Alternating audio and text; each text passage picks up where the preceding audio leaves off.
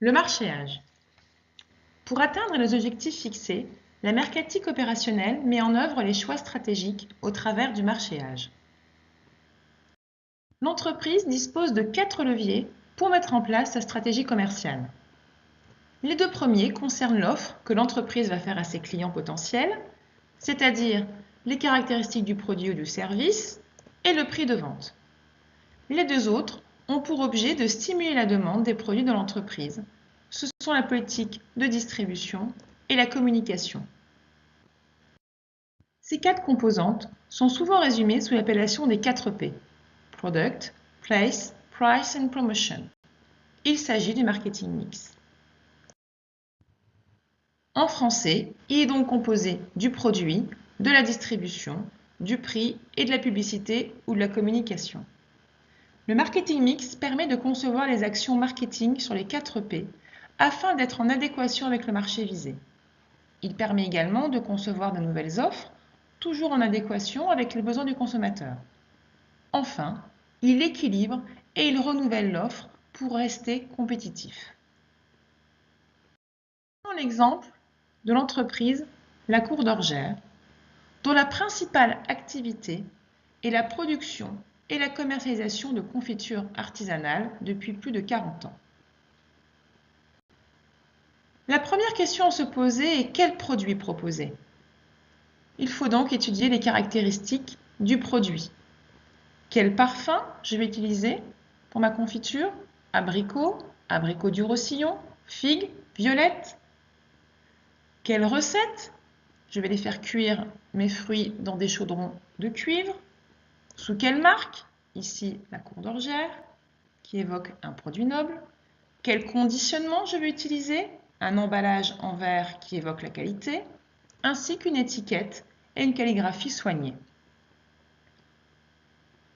La deuxième composante du plan de marchéage concerne le prix. À quel prix je vais proposer mon produit? Les principaux éléments pris en compte pour fixer le prix de vente vont être la demande, c'est-à-dire la clientèle visée, le coût de revient et les concurrents. L'entreprise a le choix entre plusieurs stratégies: l'écrémage, qui concerne plutôt des produits de luxe, la stratégie de pénétration pour les produits grand public, ou d'alignement en fonction des tarifs de la concurrence. Ici, l'entreprise a choisi une stratégie d'écrémage en vendant plus cher ses confitures que ceux de ses concurrents. 4,57 € le kilo pour la confiture de framboise marque Super U et 23 € le kilo dans la boutique de la Cour d'Orgère. Le troisième élément à prendre en considération est la distribution du produit. Et il répond à la question suivante: comment mettre l'offre à la disposition du client? L'entreprise a choisi un canal de distribution direct, c'est-à-dire qu'elle ne va pas recourir à un intermédiaire pour commercialiser son offre. Elle va vendre directement dans sa boutique ou sur des marchés. Elle propose également un circuit de distribution court où elle va proposer de vendre ses produits à des détaillants, à des commerces de proximité, des épiceries fines ou de luxe. La Cour d'Orgère a choisi une distribution sélective et exclusive en réservant la commercialisation de son offre à des distributeurs sélectionnés. Cela lui permet de maintenir son positionnement et son image haut de gamme. Le quatrième P est la communication. Comment faire connaître l'offre?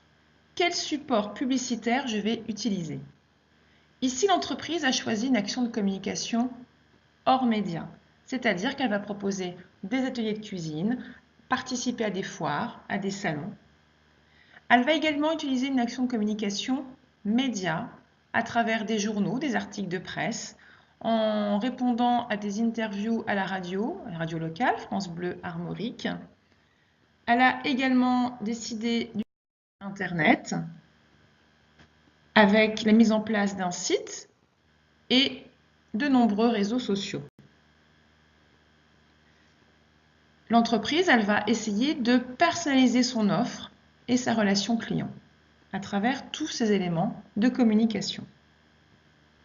À travers ces exemples, on peut constater que Ces 4 P sont cohérents et ils répondent au positionnement des confitures de la cour d'Orgères.